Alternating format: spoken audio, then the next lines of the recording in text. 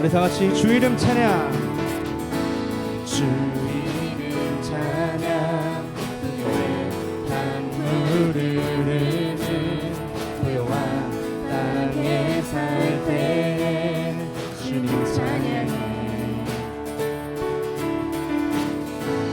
주 이름 찬양. 거친 광야와 같은 인생길 걸어갈 때도 주님 찬양해. 모든 축복 주신 주님 찬양하리. 어느 날이 다가와도 난 외치리. 주의 이름을 찬양해. 주의 이름을 찬양해.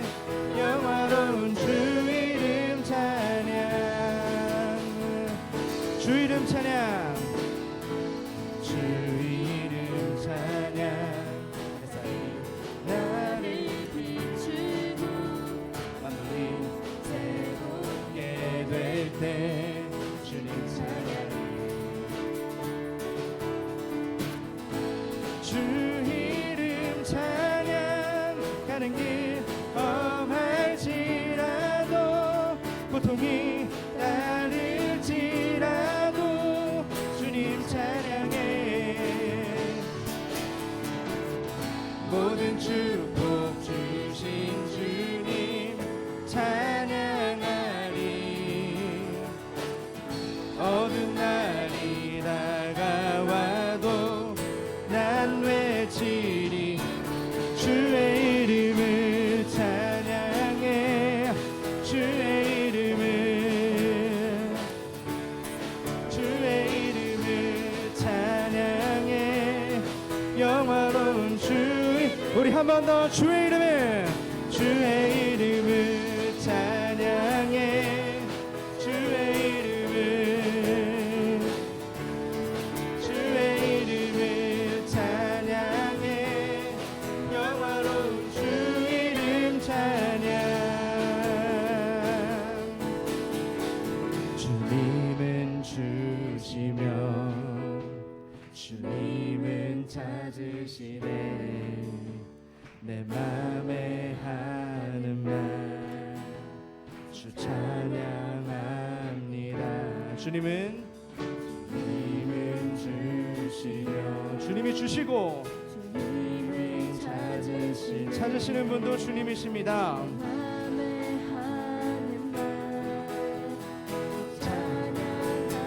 우리 목소리 높여서 주님은 주시며 주님은 찾으시네.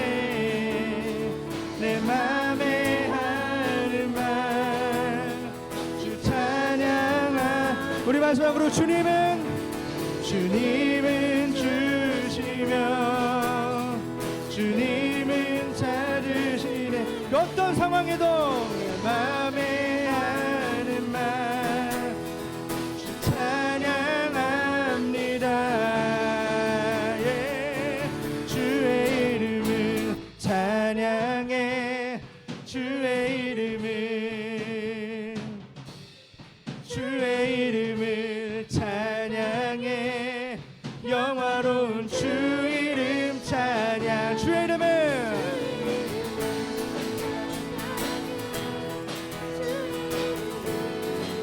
주께 주의 이름을 찬양해.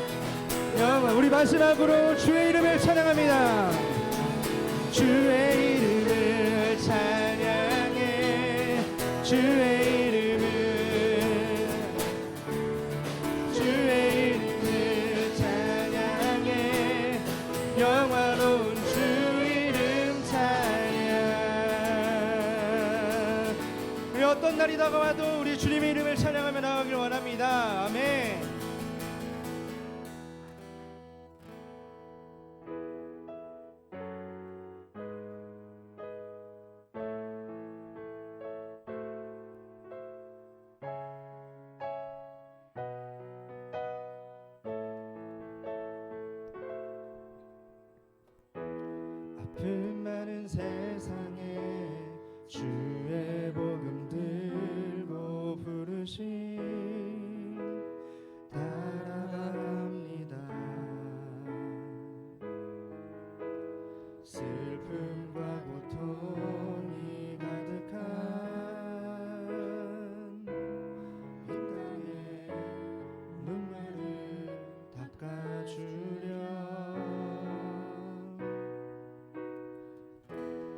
어쩌면 내 삶을 전혀 돌볼 수 없을지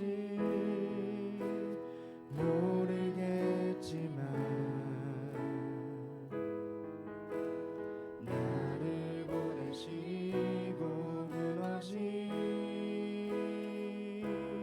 그 땅에 내 생명 묻으소서. 주님의 나라가 세워지는 것이 나의 평생 소원. 주님의 교회가 이곳에 세워짐이 마지막 호흡이 끝이 날 때까지 나는 나가리. 그날에 그토록 보고픈 주 얼굴 보리. 어쩌면 내 삶을 어쩌면 내 삶을 전혀 돌볼 수 없을지 모르겠지만 나를 보내시고 무너진 그 땅에 내 생명 묻으소서. 주님의 나라가 주님의 나라가 세워지는 것이 나의 평생 소원. 주님의 교회가 이곳에 세워짐이 마지막 호흡이 끝이 날 때까지 나는 나가리. 그날에 그토록 보고픈 우리 한 번 더. 주님의 나라가 주님의 나라가 세워지는 것이 나의 평생 소원. 주님의 교회가 이곳에 세워짐이 마지막 호흡이 마지막 호흡이 끝이 날 때까지 나는 나가리. 그날에 그토록 보고픈 주 얼굴 보리. 어쩌면 내 삶을 어쩌면 내 삶을 전혀 돌볼 수 없을지 모르겠지만 나를 보내시고 무너진 그 땅에 내 생명 묻으소서.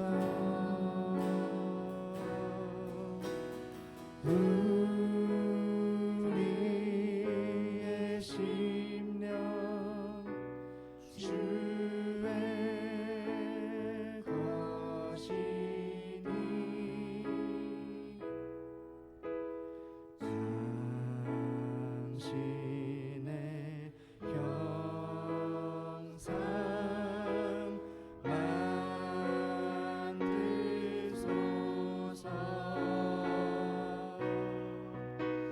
주님도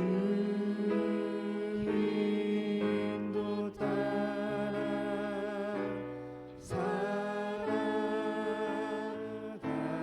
동안 사랑과 충성을 바치오리라.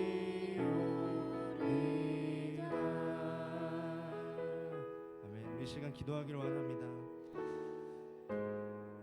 우리가 이 땅을 살아가면서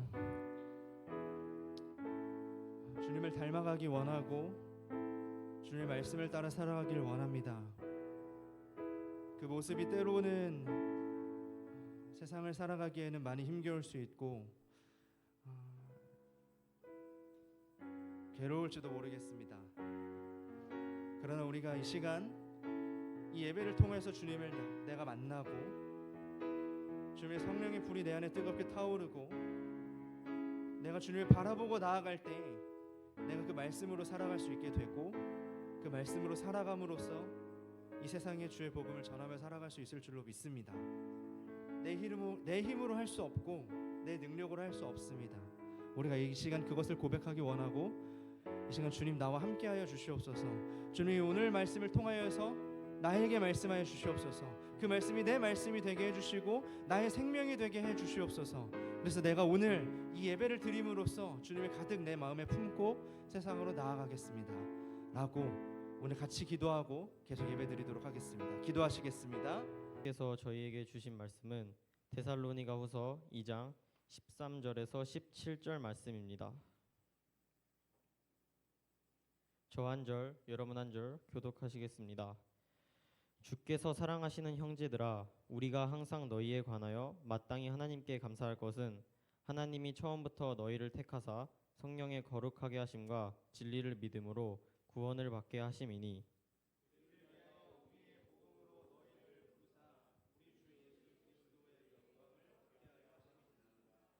그러므로 형제들아, 굳건하게 서서 말로나 우리의 편지로 가르침을 받은 전통을 지키라.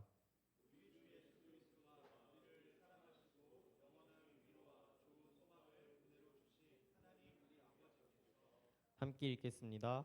너희 말씀을 위로하시고 모든 선한 일과 말에 굳건하게 하시기를 원하노라. 아멘. 전도사님께서 주님의 말씀을 붙잡고 지키라 라는 제목으로 저희에게 말씀 전해주시겠습니다.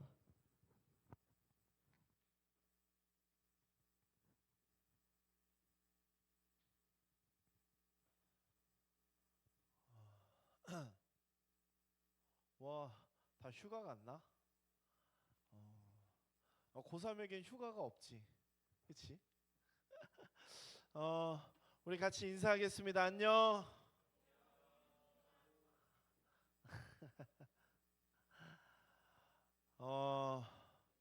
우리 한 주간 동안 친구들 어떻게 살았는지 모르겠지만 또 한 주간 동안 라오스에 다녀온 친구들도 있고 또 세상 가운데서 살아간 친구들도 있는데 우리가 또 시작하는 한 주를 우리가 오늘 하루 한 주 동안 지난 한 주 동안 우리가 어떻게 살았는지 바라보고 회개할 것은 회개하고 다시 돌이키지 않는 삶으로 우리가 한 주를 또한 시작했으면 좋겠습니다. 오늘은 데살로니가후서 2장 13절에서 17절의 말씀을 가지고 주님의 말씀을 붙잡고 지키라 라는 제목으로 함께 말씀을 나누겠습니다.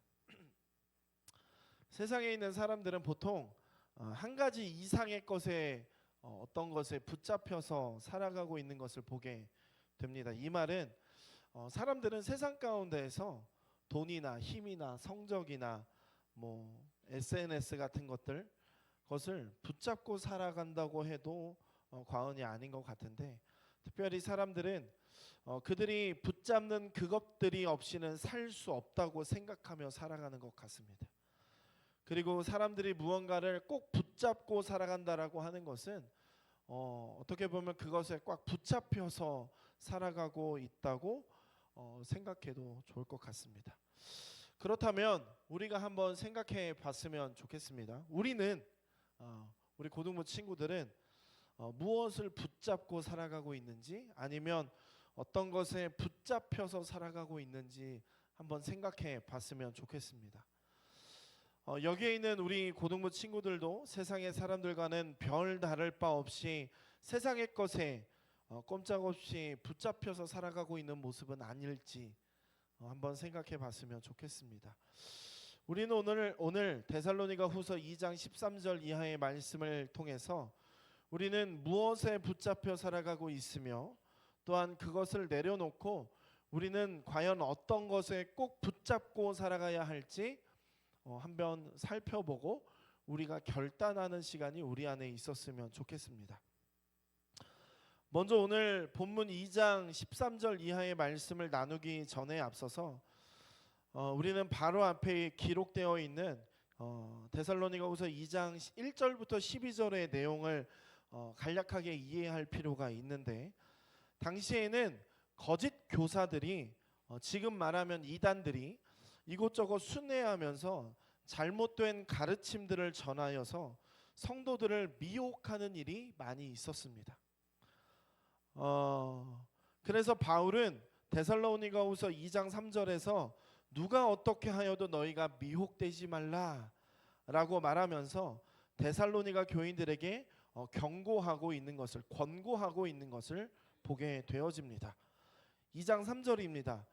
누가 어떻게 하여도 너희가 미혹되지 말라.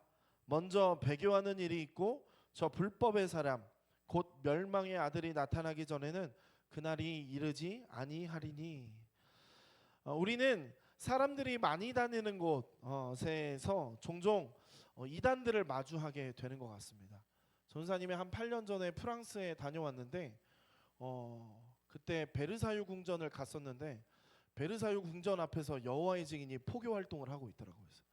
야, 프랑스까지 와서 얘네들이 이 고생을 하고 있구나, 이런 생각을 한 적이 있었는데, 요즘 유튜브에 그 이단 뭐 얘네들 뭐 잡는 유튜버 보니까 요즘 뭐 신촌 등지에서 되게 많이 나타난다라고 하는 것을 보게 되는데, 우리 친구들이 그런 사람들을 마주쳐 본 적이 있는지는 모르겠지만 이상하게 전사님은 이게 이단들이 전사님한테 오지를 않아요. 난 한번 마주치고 싶은데 나는 논리적으로 싸우기보다 전사님이 사역하는 데 있어서 가장 전사님한테 영향을 많이 끼쳤던 목사님께서 자기 전도사 때 일이었어요. 전도사 때 그 이단이 자기한테 포교 활동하는데 이 목사님이 좀 특이한 사람이었거든. 막 포교 활동하는데 갑자기 사탄아 물러가라 이러셨대. 근데 충분히 그러고도 남으실 분이거든. 근데 난 그게 너무 하고 싶은 거야. 제발 나한테 왔으면 좋겠는데, 나도 충분히 할 수 있는데. 아무튼 신천지나 여호와의 증인, JMS 같은 이단들을 많은 그리스도인이 마주치기를 두려워하기도 합니다. 우리가 왜 우리는 두려워할까요? 이단들을 마주치는 것에 두려워할까요? 아마도 가장 큰 이유는 그들하고 이야기를 나누다 보면 그들이 뭔가 성경을 꿰뚫고 있다라고 생각 때문이기도 할 수 있을 것 같습니다. 그런데 그들이 정말 성경을 잘 알고 제대로 이해하고 있는 것일까라고 한다면 아니죠. 그들은 자신들의 주관적인 해석으로 성경을 오해하고 왜곡하며 변질시키고 있다라는 것입니다. 그래서 어떤 그리스도인들은 이단에 관해서 깊이 공부하기도 합니다. 어떤 주장을 펴는지, 어떤 방식으로 접근하는지, 또 어떤 방식으로 접근해서 미혹하는지를 배우기도 하는데, 그러나 그것도 때로는 필요하겠지만 우리는 무엇보다도 먼저 하나님의 말씀인 성경을 통해서 진리의 말씀에 귀를 기울이고 또한 그리스도의 복음을 깊이 잘 이해해야 할 것입니다. 즉 우리는 성경의 가르침을 계속해서 꼭 붙잡고 또한 성경의 가르침에 붙잡혀서 살아가야 된다라는 것입니다. 그리고 오늘 본문에서 바울은 구원에 관해서 이야기하는데, 구원에 관해서 우리가 간직해야 할 진리의 말씀을 간단하게 정리해 주고 있습니다. 오늘 본문 2장 13절에서 14절의 말씀을 우리 다시 한 번 더 읽어보도록 하겠습니다. 함께 읽겠습니다. 시작. 주께서 사랑하시는 형제들아, 우리가 항상 너희에 관하여 마땅히 하나님께 감사할 것은 하나님이 처음부터 너희를 택하사 성령의 거룩하게 하심과 진리를 믿음으로 구원을 받게 하심이니 이를 위하여 우리의 복음으로 너희를 부르사 우리 주 예수 그리스도의 영광을 얻게 하려 하심이니라. 아멘. 바울은 오늘 본문에서 흔들리지 않고 견고히 서 있는 구원의 진리를 담대하게 선포하고 있습니다. 그 내용은 하나님께서 처음부터 우리를 택하셨다라는 내용과 성령의 거룩하게 하심과 진리의 믿음으로 구원받게 하셨다, 이것과 하나님의 복음으로 우리를 부르셨다, 또 우리 주 예수 그리스도의 영광을 얻게 하셨다입니다. 이것을 우리가 교리라고 이야기할 수 있을 것 같은데, 교리는 성경의 가르침을 체계적으로 또 조직적으로 조목별로 정리한 것인데, 오직 성경으로부터 기원하고 성경의 권위에 의해서 세워지는 것이 바로 교리다라고 할 수 있습니다. 교리는 교회가 서고 넘어짐의 조항으로서의 그 교리가 온전히 서고 넘어짐의 조항으로서 교리가 온전히 서 있으면 교회도 온전하게 서 있고, 또 교리가 넘어지면 교회도 넘어지게 되는 것이 또한 교리입니다. 이런 의미에서 성경의 가르침을 수고하고 보존함으로써 세상의 험한 물결 속에서도 기독교가 참 기독교로, 성경의 가르침이 참 교리로 남을 수 있게 하는 것이 어떻게 보면 또한 우리에게 맡겨진 사명이다라고 할 수 있을 것 같습니다. 우리는 이렇게 귀하고 중요한 성경의 가르침을 어떻게 여겨왔는지, 그리고 그 성경을 잘 알고 잘 믿고 꼭 붙잡고 살아갔는지 우리가 한번 생각해 볼 필요가 있을 것 같습니다.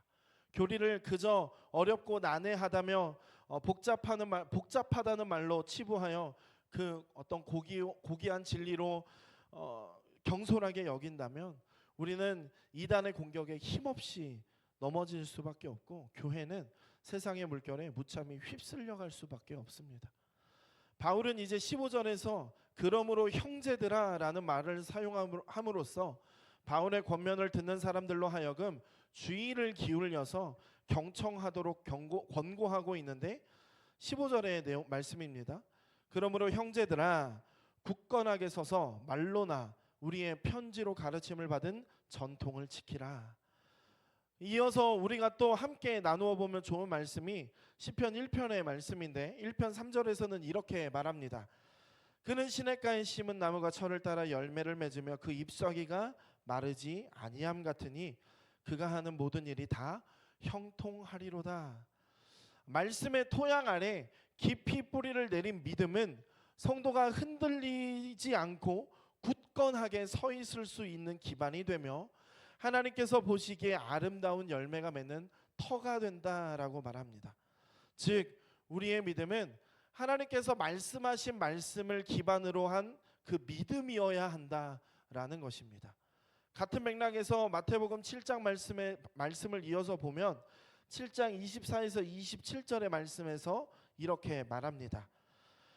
그러므로 누구든지 나의 이 말을 듣고 행하는 자는 그 집을 반석 위에 지은 지혜로운 사람 같으리니 비가 내리고 창수가 나고 바람이 불어 그 집에 부딪히되 무너지지 아니하나니 이는 주추를 반석 위에 놓은 까닭이요 나의 이 말을 듣고 행하지 아니하는 자는 그 집을 모래 위에 지은 어리석은 사람 같으리니 비가 내리고 창수가 나고 바람이 불어 그 집에 부딪힘에 무너져 그 무너짐이 심하니라. 말씀에서는 말하는 바 결국 교회도 성도도 흔들리지 않고 믿음 위에 굳건하게 서서 주님의 말씀 곧 성경의 순수한 가르침을 꼭 붙잡고 지키며 믿음의 삶을 지켜야 한다는 사실을 우리에게 일관되게 가르쳐주고 있다라는 것입니다. 한편 사도행전 17장 1절 이하의 말씀에서 보면 바울이 데살로니가 교회에서 새 안식일 동안 성경을 강론했음을 알 수 있는데, 그러나 몇몇 유대인들은 그것을 시기해서 바울의 권고와 가르침을 받아들이지 않는 모습을 보게 됩니다.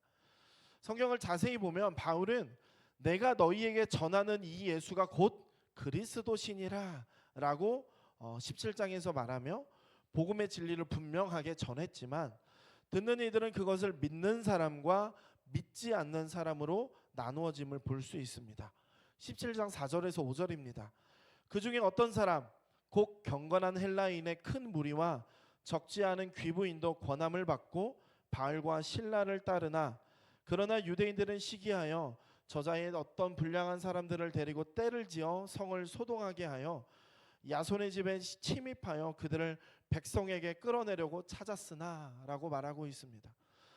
이어서 17장 11절의 말씀에서 베레아에 있는 그 사람들의 있는 사람들처럼 간절한 마음으로 말씀을 받고 이것이 그러한가 하여 날마다 성경을 상고하고 하는 그 모습이 만약 우리에게 없다면, 그 말씀을 우리가 기억하는 모습이 우리에게 없다면 말씀을 아무리 들어도 유대인들처럼 자신의 모순과 무지에 가로막혀서 복음의 진리를 거부하게 되게 된다는 것입니다. 그러면 우리의 믿음은 성장하기가 또한 어려워지게 될 것이라는 것입니다. 이제 처음 시작했던 질문을 다시 생각하며 우리가 우리의 모습을 되돌아봤으면 좋겠습니다. 나는 과연 무엇을 꼭 붙잡고 살아가고 있을까?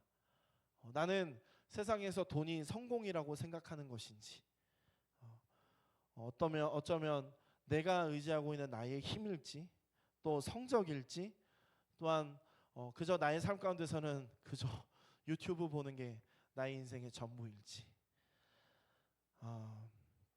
우리가 지금까지 자신이 붙잡고 살아가던 것이 어떤 것인지 생각하며 우리가 그동안에 하나님을 믿고 내가 신앙생활을 한다고 했던 그 생활들을 되돌아봤으면 좋겠습니다. 만약에 우리의 삶 가운데서 나의 삶에서 지금 예를 들었던 그러한 일이 우리 안에 없다면 우리는 오늘 하나님께서 주신 말씀을 마음에 새겨서 세상 가운데서 의지하고 있던 것을 내려놓고 말씀 중심의 삶으로 새롭게 변화되도록 회개하고 결단하여 앞으로 우리의 삶에서 행동으로 나타내도록 늘 노력하며 힘을 써야 된다라는 것입니다.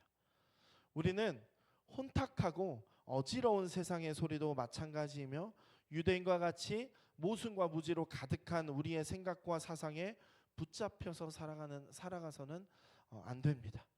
우리는 매일의 삶에서 복음의 진리에 귀를 기울이고 성경의 가르침을 배우며 주님의 말씀을 붙잡고 지키는 삶을 우리는 늘 살아가야 됩니다. 베레아 사람들처럼 간절한 마음으로 말씀을 받고 이것이 그러한가 하여 날마다 성경을 상고하면 하나님의 말씀이 우리의 인생을 붙잡고 이끌어가는 은혜를 우리의 매일의 삶 가운데에서 체험할 수 있을 것입니다. 끝으로 바울은 혼란한 상황 가운데서도 여전히 분투하고 있는 이 데살로니가 교회의 성도들을 축복하며 말씀을 맺는데 2장 16에서 17절을 우리 함께 읽어보도록 하겠습니다. 함께 읽겠습니다. 우리 주 예수 그리스도와 우리를 사랑하시고 영원한 위로와 좋은 소망을 은혜로 주신 하나님 우리 아버지께서 너희 마음을 위로하시고 모든 선한 일과 말에 굳건하게 하시기를 원하노라. 아멘. 물론 우리는 연약하고 불완전한 존재이기에 때로는 넘어지기도 합니다. 때로는 이를 악물고 결단하고도 실천하지 못할 때가 있습니다. 지난주 우리가 수련회 가운데서 다짐했던 것들이 벌써 우리의 삶 가운데서 무너졌을 수도 있으며 무너지고 있을 수도 있습니다. 그래서 때로는 받은 은혜에 결단했지만 그렇게 되지 못하는 삶에 자책하기도 합니다. 그래서 방금 나눈 16에서 17절의 말씀을 통해서 바울은 연약하고 불완전한 우리 자신의 모습이 아니라 우리를 사랑하시고 우리에게 은혜를 주시고 우리를 위로하시며 굳건하게 하시는 하나님을 바라보도록 권면하고 있는 것입니다. 우리는 바울의 이 권면을 다시 한번 기억하고 우리가 지난주 수련회 또 2주간에 있었던 라오스 선교회 우리가 다시 한번 더 생각하고 우리가 그 가운데서 결단했던 것을 우리가 매일 삶 가운데서 기억하며 우리가 매일의 삶 가운데서 다짐하며 하나님을 붙잡고 살아가는 은혜가 우리 안에 있기를 소망합니다. 이제 말씀을 마치고자 합니다. 우리에게 새로운 생명을 주신 하나님께서는 우리에게 또한 새로운 삶을 주시며 새로운 생활을 주시는 분이심을 믿는 우리 친구들이 되기를 소망합니다. 우리는 우리의 의지, 결단, 노력으로 세상의 것들을 끊어낼 수 없습니다. 그러나 하나님께서 말씀으로 우리를 붙잡으시면 우리는 그 하나님의 놀라우신 풍성한 은혜로 변화된 삶을 살아갈 수 있을 것입니다. 그러므로 우리는 항상 주님의 말씀을 가까이 해야 합니다. 세상 가운데서 다른 무언가를 붙잡고 살아가는 것이 아니라 오직 하나님의 말씀을 붙잡아야 합니다. 말씀 중간에 말했던 것처럼 말씀을 읽고 또한 우리가 성경을 기초로 한 교리를 배우기도 하고 복음으로 전도하며 말씀 가운데서 살아가야 할 것입니다.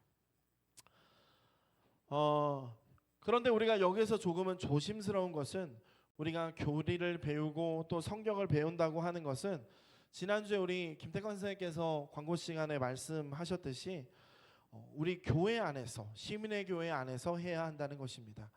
우리는 아직 성경 말씀을 기반으로 우리의 믿음과 삶이 온전하게 세워지지 않았기 때문에 우리에게 다른 어떠한 사람들의 다른 성경의 해석이 들어오고 그 해석이 내 귀에 듣기 좋다면 그것이 옳은 것으로 착각할 수 있습니다. 우리는 그 착각을 경계해야 합니다. 특별히 이 코로나 시대가 끝난 이후에 이단들이 계속해서 활동하고 있는데 이 시점에서 자신이 자신의 신앙을 지키기 가장 좋은 것은 교회 외에서 말씀을 공부한다거나 기도 모임하는 것을 금지하는 것이 가장 좋은 것이라 할 수 있을 것 같습니다. 다시 본문 말씀으로 돌아가 마지막으로 함께 15절의 말씀을 읽어봤으면 좋겠습니다. 2장 15절입니다. 함께 읽겠습니다. 그러므로 형제들아 굳건하게 서서 말로나 우리의 편지로 가르침을 받은 전통을 지키라. 이단의 공격과 세상의 험한 물결 가운데서도 흔들리지 않고 그 믿음 위에 굳건하게 설 수 있는 길은 하나님의 말씀을 붙잡고 살아가는 것입니다. 또한 주님의 말씀을 가까이 하며 또 꼭 붙잡고 지킴으로써 이단의 잘못된 해석으로 어두워져가는 세상 가운데서 복음의 진리를 수호하고 보존하는 우리 고등부 친구들이 되기를 소망합니다.